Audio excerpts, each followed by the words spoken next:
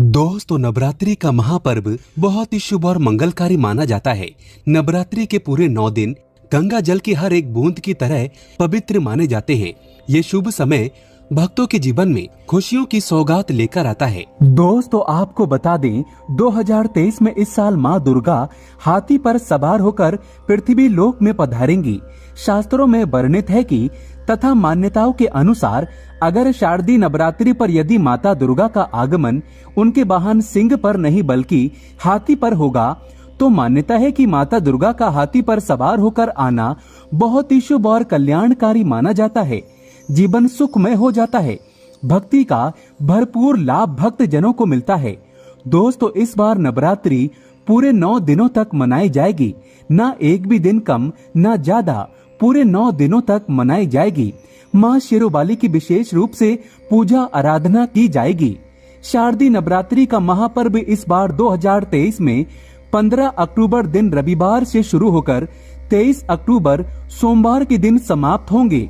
ऐसे में शारदीय नवरात्रि पर माता दुर्गा की कृपा पाने के लिए कलश स्थापना का शुभ मुहूर्त है 15 अक्टूबर को दिन में 11:44 से दोपहर 12:30 तक कलश स्थापना का शुभ मुहूर्त रहेगा। मुहूर्त में की गई पूजा बहुत ही शुभ मानी जाती है। इससे समस्त देवी देवताओं की कृपा प्राप्त होती है और पूजा पाठ का फल कई लाख गुना प्राप्त होता है।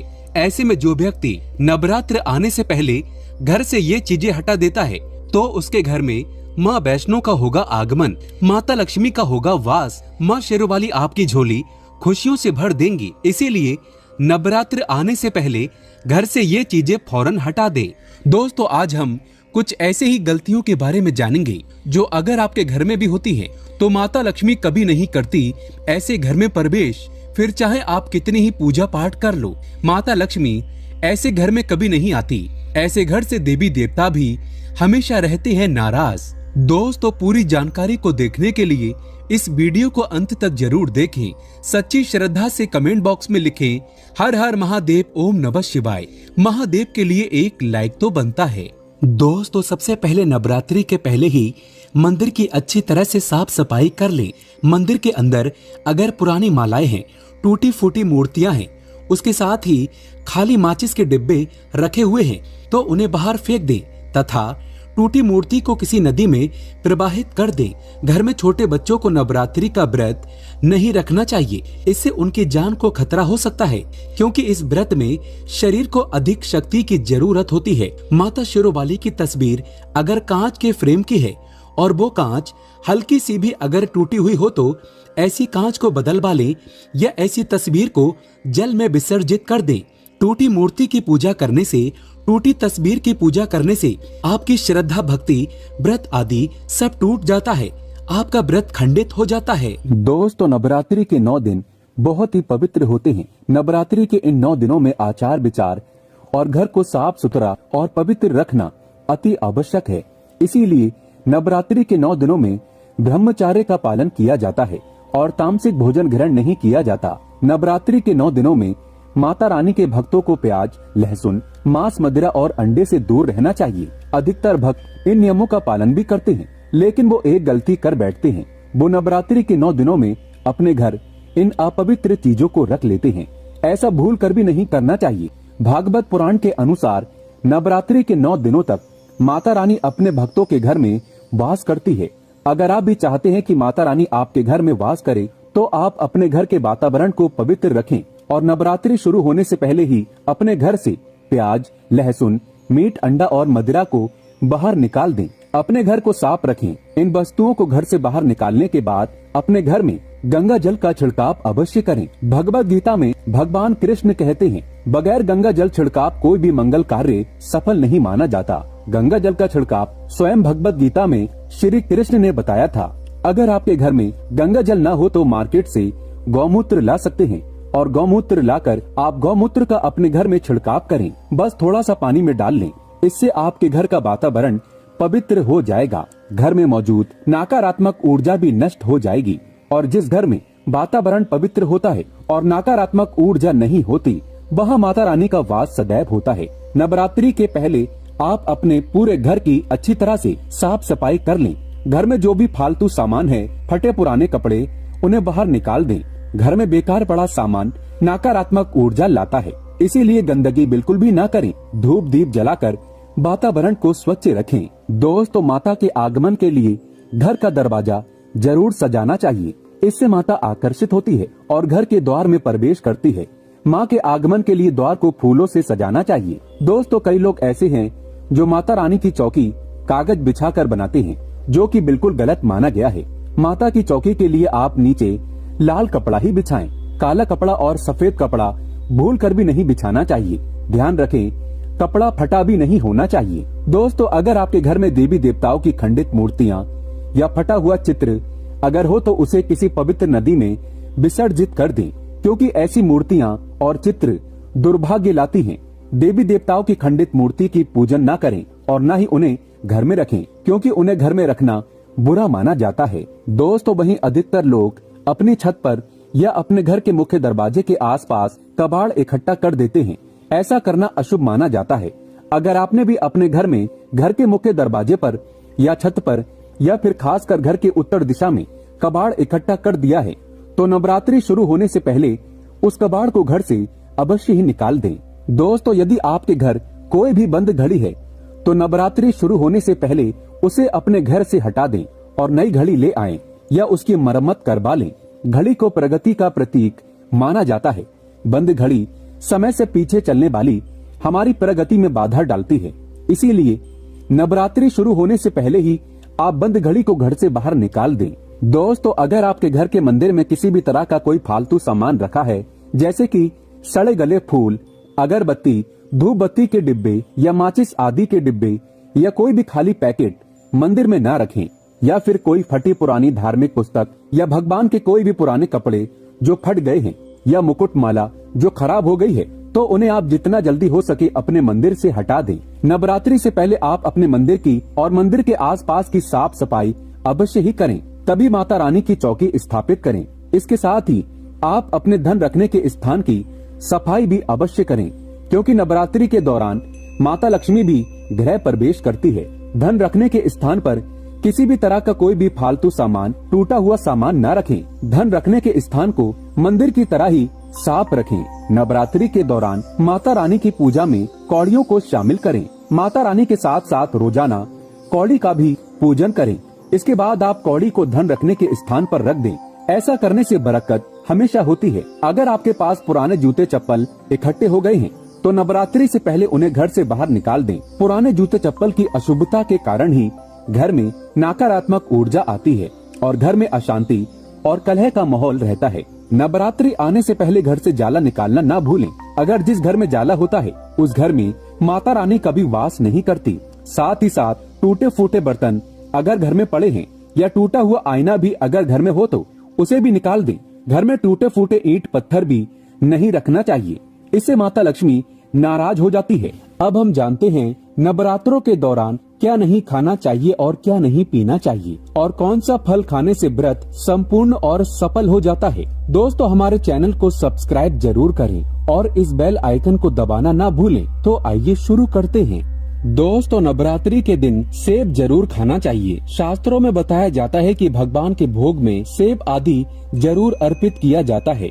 अगर आपका व्रत है तो आपको सेब जरूर खाना चाहिए। केला, पपीता, तरबूज और मीठे अंगूर जरूर खाना चाहिए। इन फलों से व्रतधारी को शक्ति मिलती है और व्रत संपूर्ण हो जाता है। शास्त्रों में बताया जाता है कि नवरात्रों के दिनों में सीताफल जरूर खाना चाहिए। सीताफल खाने से 10 ऐसी बीमारियां हैं जो खत्म हो जाती हैं। माना जाता है कि नवरात्रों के दिनों में सीताफल का घर में प्रवेश होना बड़ा ही शुभ माना गया है। सीताफल खाने से नवरात्रि का व्रत सफल हो जाता है, क्योंकि इसमें माता सीता का आशीर्वाद मिला हुआ होता है। नवरात्रि के दौरान इसे जो भी खाता है उसे दुखों का सामना नहीं करना पड़ता। सीताफल आपको जरूर खाना चाहिए। दोस्तों, नवरात्रों में व्रतधारी को डब्बा बंद लस्सी, डब्बा बंद जूस नहीं पीना चाहिए। उसमें कई केमिकल मिले होते हैं जिसके कारण आपका व्रत टूट सकता है।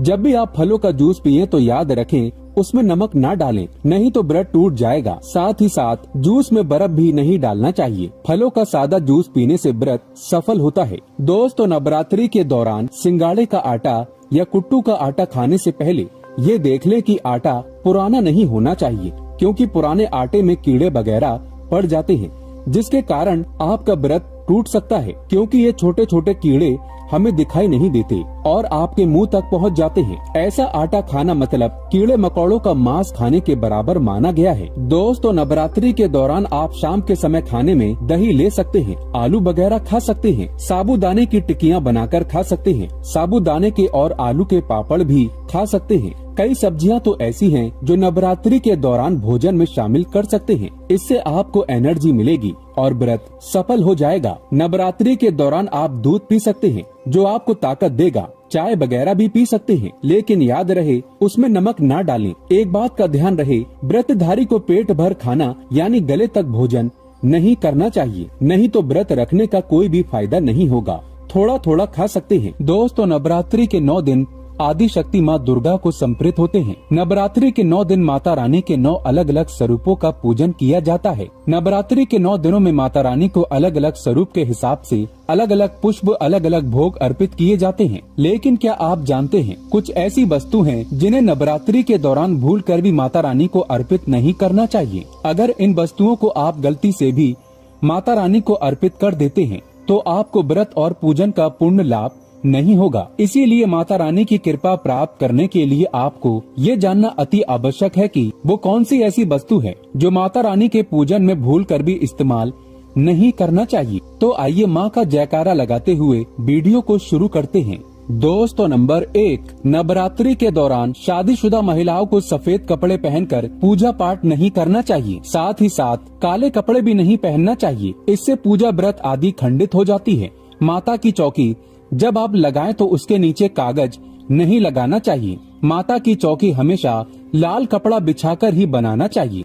हमेशा याद रहे, नवरात्रों के इन 9 दिनों तक व्रतधारी को अपना आसन माँ की चौकी के आगे ही लगाना चाहिए और वहीं पर आपको सोना चाहिए। मंदिर को नवरात्रों के दौरान अकेला नहीं छोड़ा जाता, बहुत ही अशुभ माना जाता है।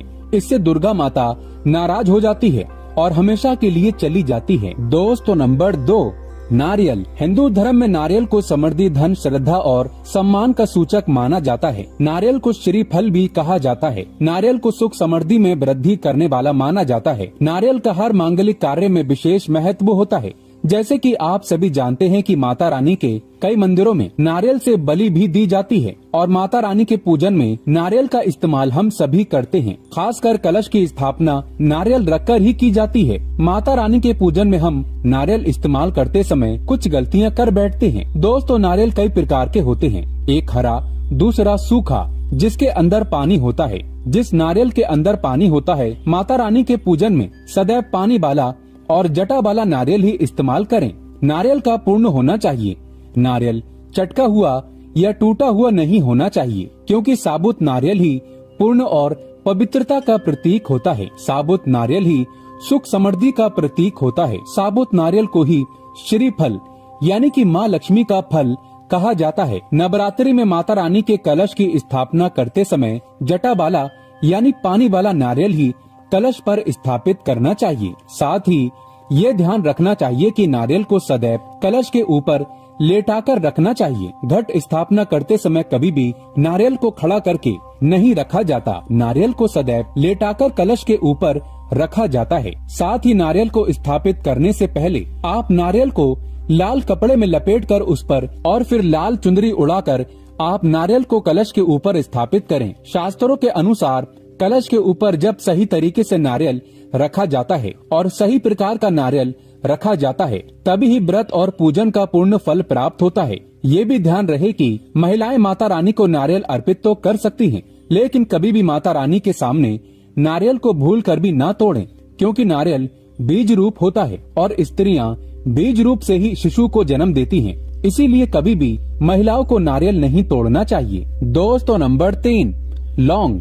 लौंग हम सभी माता रानी के पूजन में इस्तेमाल करते हैं, लेकिन लौंग का इस्तेमाल करते समय एक बहुत बड़ी गलती कर बैठते हैं। हमेशा ध्यान रखना चाहिए कि माता रानी को सदैव फूल वाली लौंग ही अर्पित करना चाहिए। जिस लौंग के ऊपर फूल नहीं होता या फिर जिस लौंग के पीछे लकड़ी की डंडी नहीं होती, उसको आप माता रानी के पूजन में भूल कर भी इस्तेमाल न करें। फूल वाले लौंगों को ही पूर्ण माना जाता है और माता रानी के पूजन में कोई भी अपूर्ण वस्तु, कोई भी खराब वस्तु या टूटे हुए अक्षत इस्तेमाल नहीं करना चाहिए। इसीलिए सदैव माता रानी के पूजन में फूल वाली लौंग का ही इस्तेमाल करें। दोस्तों नंबर 4, तुलसी के पत्ते अर्पित नहीं करने चाहिए। माँ दुर्गा के पूजन में तुलसी पत्र का इस्तेमाल करना वर्जित माना जाता है। तुलसी पत्र के अलावा आंवला भी माता रानी को अर्पित नहीं करना चाहिए और दुर्वा भी माता रानी को अर्पित नहीं करना चाहिए। दुर्वा भगवान श्री गणेश को अति प्रिय है। नवरात्रि में आप भगवान गणेश को दुर्वा अर्पित कर सकते हैं।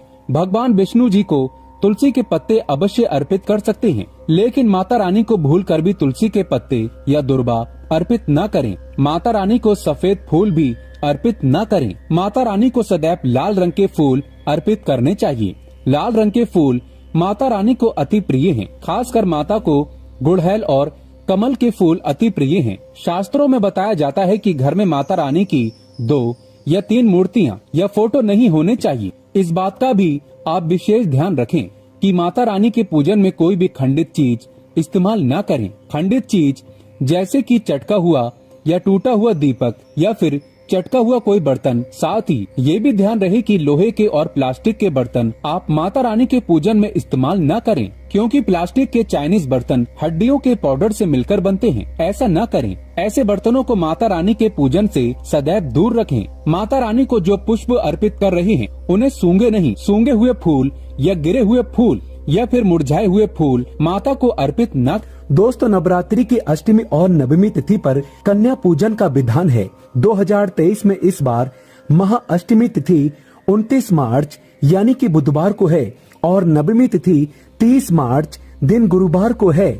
ऐसे में आप अष्टमी और नवमी को इन दोनों तिथियों में कन्या पूजन अवश्य ही करें। शास्त्रों में 9 दिनों के नवरात्रि को बहुत ही शुभ और मंगलकारी माना जाता है और वहीं 8 दिनों की नवरात्रि को अच्छा नहीं माना जाता। ऐसे में 10 दिनों की नवरात्रि बहुत ही शुभ मानी गई है। शास्त्रों के अनुसार नवरात्रि के दिनों में माता रानी का पूजन करने से, कन्या पूजन करने से माँ अभय वरदान प्रदान करती है। श्रीधर की तरह सच्चे हृदय कोमल वाले व्यक्ति के सभी कष्टों का निवारण माँ शीघ्र ही करती है। माँ की उपासना से विनम्रता का विकास होता है। सभी कष्ट, दरिद्रता, दुख, कष्ट नष्ट हो जाते हैं। नवरात्रि में माता रानी का व्रत और पूजन किया जाता है, लेकिन नवरात्रि के दौरान सबसे ज्यादा महत्व होता है कन्या पूजन का। दोस्तों माना जाता है व्रत और उपासना से माता रानी इतना प्रसन्न नहीं होती है जितना कि कन्या पूजन से होती है। नवरात्रि में छोटी छोटी कन्याओं को माता रानी का स्वरूप माना जाता है। कन्याओं को भोग लगाया जाता है, उन्हें प्रसन्न किया जाता है और बदले में आशीर्वाद मांगा जाता है। कन्याओं को प्रसन्न करने के लिए गिफ्ट आदि उपहार वगैरह दिए जाते हैं।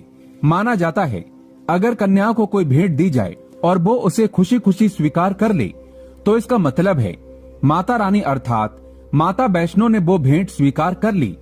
जिन पर कन्याएं प्रसन्न होती हैं तो समझो उन्हें माता रानी का आशीर्वाद मिल गया और माता रानी की कृपा से उन्हें मुंह मांगा वरदान प्राप्त होता है।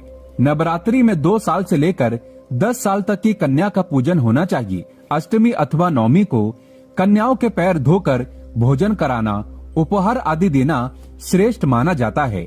दोस्तों कैसे करें कन्याओं का स्वागत। कन्या जब आपके घर आए तब सभी के पैरों को दूध और पानी से उनके पैरों को धुलाना चाहिए। फिर उसके बाद कन्याओं को किसी साफ जगह पर जमीन पर कपड़ा बिछाकर बैठाना चाहिए। उनके माथे पर अक्षत, फूल और कुमकुम लगाना चाहिए। फिर उसके बाद भोजन ग्रहण करवाना चाहिए। लेकिन हमेशा याद रहे कन्याओं की थाली में 3 पूरियां कभी ना रखें, इसे शुभ नहीं माना जाता। 3 पूरियां तथा 3 रोटियां मरने वाले व्यक्ति के लिए निकाली जाती हैं और जेल में कैदियों के लिए दी जाती हैं। ऐसे में कन्याओं को उनकी थाली में 3 पूरी कभी ना दें, लेकिन 1-2 करके पूरियां दे सकते हैं। इससे 3 संख्या बट जाती है। दोस्तों कन्याओं को खाना खिलाने के बाद अंत में कन्याओं के सर पर लाल चुन्नी उड़ाना चाहिए और भोजन में आपको खीर, पूड़ी, हलवा, चना तथा आलू की सब्जी, छोले वगैरह की सब्जी खिलाना चाहिए। पनीर आदि भी खिलाया जा सकता है, लेकिन भूल से भी लहसुन और प्याज का इस्तेमाल कभी ना करें, अन्यथा अनर्थ हो जाएगा। अक्सर कई लोग कन्याओं को कुरकुरे का पैकेट, चिप्स वगैरह का पैकेट खिलाते हैं, जो कि घोर अनर्थ माना जाता है, क्योंकि इसमें लहसुन प्याज का इस्तेमाल होता है, जिसके कारण आपका व्रत खंडित हो सकता है। माँ दुर्गा क्रोधित हो सकती है। जहां आपने 9 दिनों तक लहसुन प्याज का परहेज किया, लेकिन आपकी एक गलती पूरे व्रत को खंडित कर सकती है। कन्याओं को डब्बा बंद कोई भी ऐसी चीजें ना खिलाएं जिसमें लहसुन प्याज होता है। कई चीजें तो ऐसी होती है मार्केट में जिसके अंदर लहसुन प्याज का इस्तेमाल होता है, ऐसा आप कभी मत करना। दोस्तों, कई लोग कन्या पूजन में खाना घर पर नहीं बनाते और मार्केट से रेडीमेड लाकर ही खिलाते हैं तथा दही जलेबी खिलाते हैं, जो कि शुभ नहीं माना जाता। भले ही आप दही जलेबी खिला सकते हैं, परंतु माता को घर का बना हुआ शुद्ध भोजन ही अति प्रिय है। खासकर नवरात्रों के दौरान घर में पक्का खाना अवश्य बनाना चाहिए। माता रानी बहुत प्रसन्न होती है। घर का बना पक्का खाना ही कन्याओं को खिलाना चाहिए। हमेशा याद रखें, कन्याओं को प्लास्टिक के बने दोने में खाना नहीं खिलाना चाहिए। ऐसे बर्तन पूजा पाठ के लिए शुद्ध नहीं अशुभ होते हैं। कन्याओं को हमेशा स्टील के बर्तन या पत्तों से बने बर्तनों में ही भोजन कराना चाहिए, बहुत ही शुभ माना गया है। दोस्तों, भोजन कराने के बाद कन्याओं की थाली में एक लौंग जरूर रखना चाहिए, क्योंकि लौंग देवी शक्ति तथा दुर्गा माँ को बहुत प्रिय है। लौंग माता शक्ति का प्रतीक होती है। लौंग में नव दुर्गा का वास होता है। इन 9 दिनों में माता रानी को लौंग का भोग ही लगाया जाता है। इसीलिए कन्याओं को थाली में चुपचाप एक लौंग जरूर रख दें। आपका भाग्य चमक जाएगा। माता लक्ष्मी आपके जीवन में धन की कोई भी कमी नहीं होने देगी। आपको बता दें, कन्याओं को उपहार में क्या दें। कन्याओं को खुश करने के लिए उनकी थाली में दक्षिणा डालें, ताकि आपके घर में संपन्नता बनी रहे तथा धन की कोई भी कमी न हो। कन्याओं को कोई सुंदर गिफ्ट दे सकते हैं। शास्त्रों में बताया जाता है कि कन्या जितना खुश होती है, माता रानी उतना ही जल्द फल की प्राप्ति प्रदान करती है। ऐसे में आप कन्याओं को चॉकलेट बॉक्स दे सकते हैं तथा खूबसूरत कपड़े दे सकते हैं। याद रहे, काले कपड़े ना दें और स्टील के बर्तन भी गिफ्ट के तौर पर दे सकते हैं। याद रहे कि कन्याओं को लोहे का कोई भी सामान नहीं देना चाहिए। दोस्तों, जब कन्या अपने घर के लिए प्रस्थान करे तो उनके चरण जरूर छू लें और अपने मन में अपनी प्रार्थना को पूरा करें। सच्चे दिल से मांगी हुई मुराद माता रानी अवश्य ही पूरी करती है। दोस्तों, आप में से कौन कौन चाहता है माता रानी को अपने घर पर बुलाना? तो सच्चे दिल से कमेंट बॉक्स में लिखें, माँ हमारे घर जरूर पधारें। माता रानी के लिए एक लाइक तो बनता है। जय माता दी।